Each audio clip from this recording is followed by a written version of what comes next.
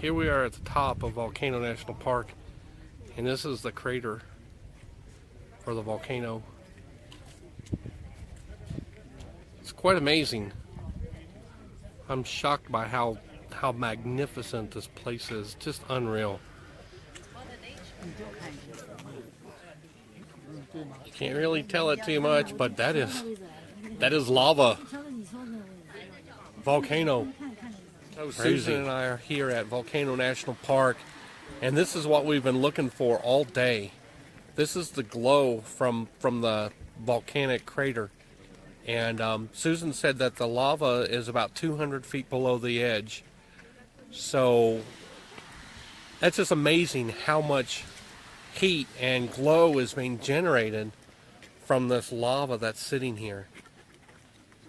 We've been waiting all day to see this, and spent the last half a day in Volcano, and just had a real nice dinner down at Lava Rock Cafe, and we're getting ready to head back over to our resort over in Waikoloa. But this was definitely worth the wait.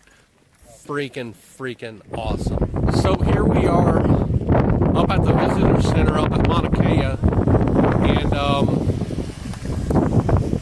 we're at about 10,000 feet. Susan and I were supposed to drive up to the observation deck all the way up at the top. It's about another 5,000 feet up, but we're at about 10,000 feet here, and I'm already feeling some of the effects of altitude. So I don't think I'm going up any higher. I didn't really think I'd feel the effects of it, but I feel a little lightheaded and just a little dizzy, so I just don't think it's a good idea to go the rest of the way up. It's pretty cool nonetheless. We're all the way up at the top. There's not really a whole bunch of access to see stuff here, but it is kind of neat. You can tell that we're in the clouds, and it's just very neat. So we'll walk over here towards the other peaks that you can see. And you can see we're just about level with the clouds here. And if you look over here, the clouds are just right there at the same level of the peak that we're at. It's just unreal here. Unreal. So Susan and I had said we're not coming up here, but we did come up here. We're at the top of... So here Susie and I are at the top of Mauna Kea, and I'll tell you, this is unreal. We weren't planning on coming up here because I was feeling a little bit of the altitude sickness down at the bottom, but we stayed for 30 minutes or so, and it kind of went away. I'm feeling it a little bit up here, but not too horribly. So Susan, what do you think? It's like out of this world. Feels like you're on Mars. Yeah, I mean, we are above the clouds here, and what's up here is an observation area, and this is what this is. And the two girls who wanted to come up, I actually offered them a ride up, and they're over there. And one's from Seattle and one's from Colorado, and I think they're really appreciative of us coming up here. And more video from the top of Mauna Kea. I'll tell you what, this wasn't planned on our visit, and I'm glad we have. One of the highlights of where we've been quite a few places. It's probably 50 or 40 degrees. Wind's blowing at about 30 miles an hour up here. It's kind of whipping hard. We're not going to be up here very long. It's cold, and quite frankly, I'm feeling dizzy and sick, so we're going to have to get ready to head back. Susan and I drove pretty much the entire island today from where we were at Waikoloa Beach to this area on the north end of the island. It's called Pololu Lookout Point, and I'll tell you, this is pretty nice. It's one of the neatest views we've seen since we've been here. And I just think it's kind of cool. Susan, what do you think? Beautiful.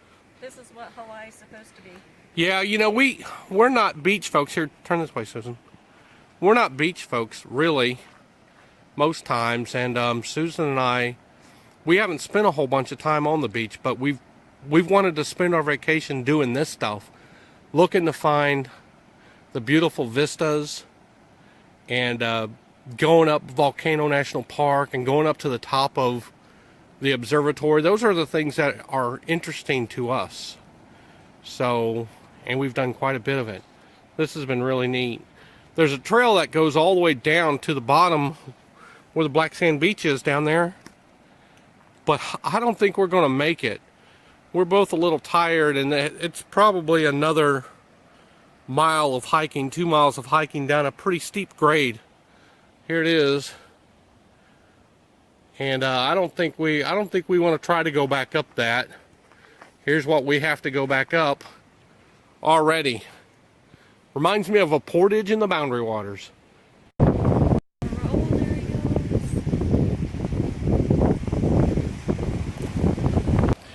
So Susan and I are still on our quest to see whales, and we've seen a lot of spouts, a lot of whale activity. We just haven't been in the right places to get them. And this beach, we came down here this morning, or I'm sorry, we were down here last night, and it's just amazing, some of these waves coming in. And from what I understand, there's a storm off that's coming in, so it's bringing in some very high tides, and some of these waves are because of that. We went out at our hotel, we went out to do some snorkeling, and tried to do some glass bottom boat activities, and they canceled those activities because of the wave activity that's coming in. So maybe we'll do some of that tomorrow before we leave.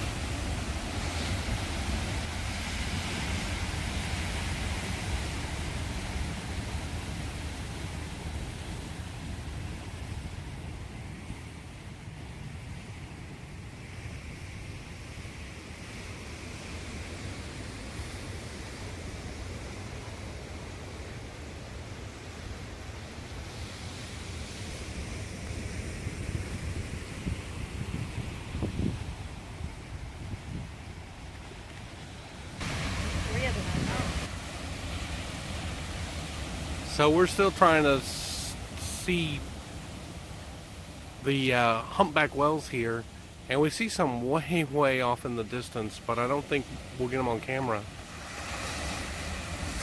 But we will get these gigantic waves on camera. This is amazing. It's simply amazing out here. Power of the ocean is awesome. And these waves are breaking probably 15 or 20 feet high. It's very nice.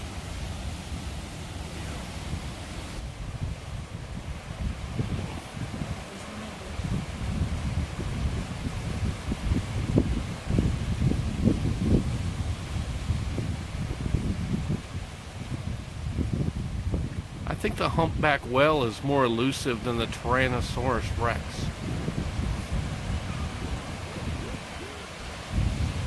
We've seen a few, but you can't get them on camera. I told Susan that there's spies up on the shoreline tell them when tourists get their cameras out and they become camera shy. So this is about the last time I'm going to try to capture a whale or anything else, and I'm just going to enjoy the view.